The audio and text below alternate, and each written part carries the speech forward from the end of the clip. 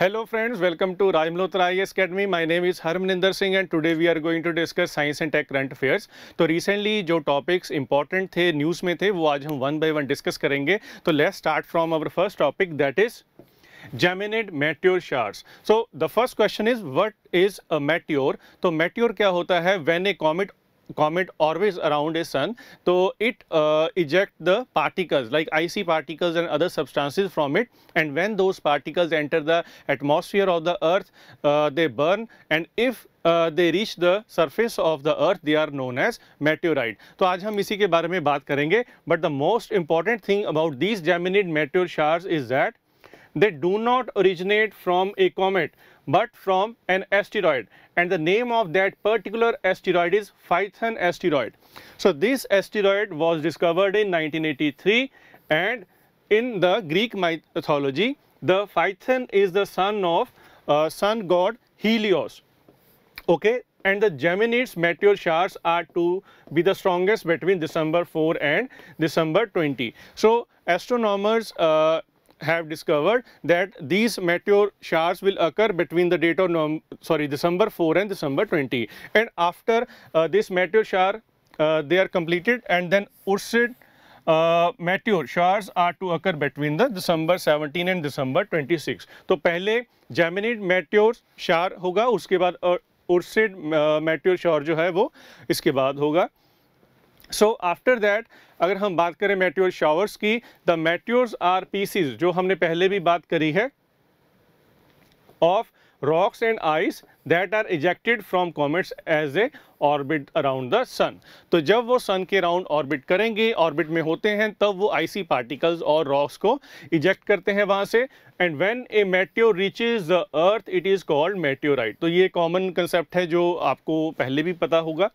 Okay, so after that when a series of meteorites, जब बहुत सारे meteorites जो हैं they reach the surface of earth, so that is known as meteor shower, and when they enter the atmosphere of the earth, so the earth atmosphere provide resistance due to which they become extremely hot. Okay, they leave behind streaks of glowing gas that are visible as meteor showers. Okay, so after that when over 30 meteor showers occur annually according to the astronomers, when their number is more than 1000, that is known as meteor storm, and when the number of meteors are less than 1000 per hour, it is called meteor shower. तो meteor shower जो है, the number is less than 1000 per hour, और अगर meteor storm है तो number is more than 1000 per hour. हाँ जी, clear? Okay, so after that the next news is विज्ञान यात्रा. तो इसके बारे में बात करते हैं. It is aimed at promoting scientific temper and it is being carried out as a part of the India International Science Festival. तो विज्ञान जो यात्रा है ये ministry of science and technology उन्होंने स्टार्ट करी है. तो ये इंडिया इंटरनेशनल साइंस फेस्टिवल जो है जो उसके अंडर तो ये विज्ञान यात्रा जो है वो कंडक्ट की जाएगी. एंड इन दिस यात्रा vans with mobile science exhibitions, they will be flagged off from various cities covering all local schools and universities. तो उनको भेजा जाएगा सभी schools में, local universities में, तो वहाँ पर वो साइंस के बारे में जो हैं वो जो common masses हैं उनको बताएंगे. Okay, and what is India International Science Festival? So it is a celebration to promote science and technology, and the Ministry of Science and Technology along with Vijnan Bharati called Vibha are involved. So these two entities are involved in this, and this year the number of events under IISF has increased from 28 to 41. तो हर साल इसमें बहुत सारे events, seminars, programmes होते हैं, तो उनका जो नंबर है इंक्रीज कर दिया गया है. तो इस साल जो नंबर है उसमें 12 new events on energy, waste, clean air and sanitation has been added. तो बहुत सारे जो न्यू इवेंट्स हैं उसमें ऐड किए गए हैं. And this year the theme of festival is science for self reliant India and global welfare. तो ये इस साल का इसका थीम रहेगा.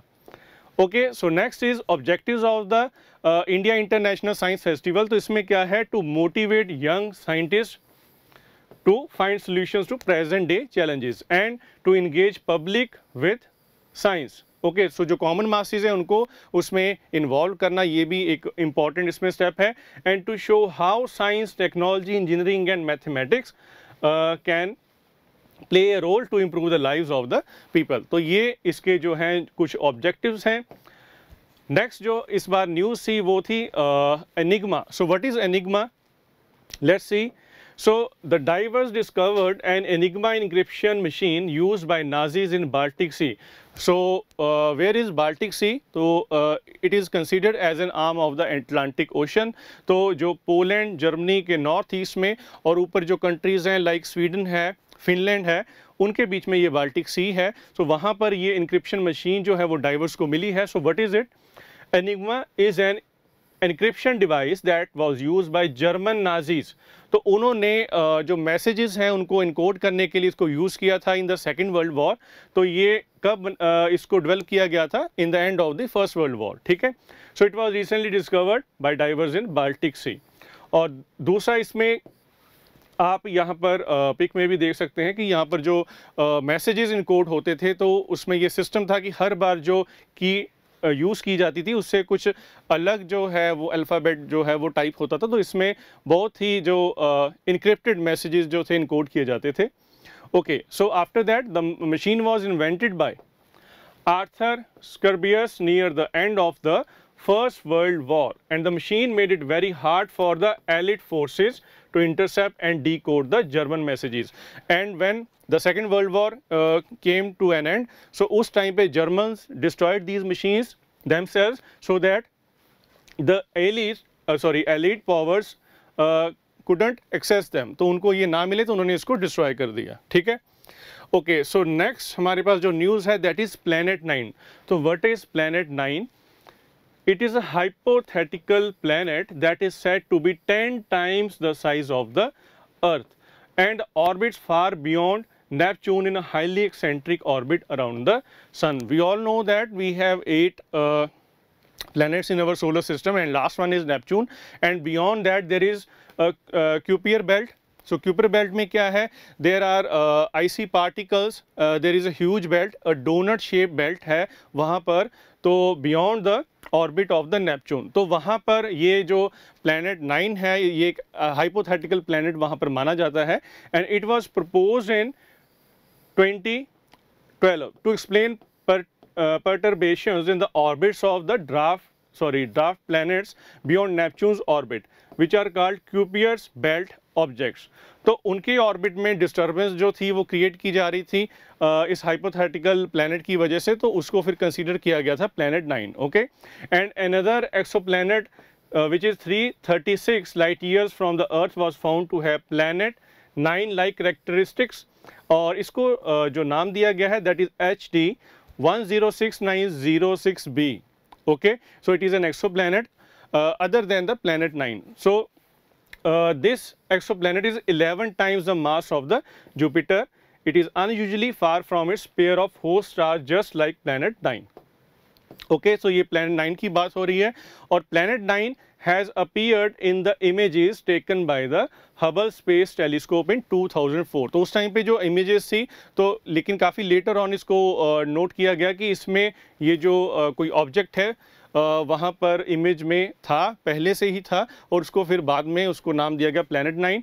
तो objects in Kuiper belt are peculiarly designed due to planet 9, and also in 2018 the astronomers found that object and named it 2015 BP519 orbiting the solar system. And according to the astronomers, so astronomers क्या कह रहे हैं कि जो interactions हैं between the giant planet जैसे Jupiter है, Saturn है, नेपच्यून है, उसकी वजह से ही ये जो प्लैनेट 9 है वो हमारे सोलर सिस्टम से बाहर इजेक्ट हो गया है, वो डिस्टेंस पे चला गया है, तो ये एस्ट्रोनॉमर्स का मानना है.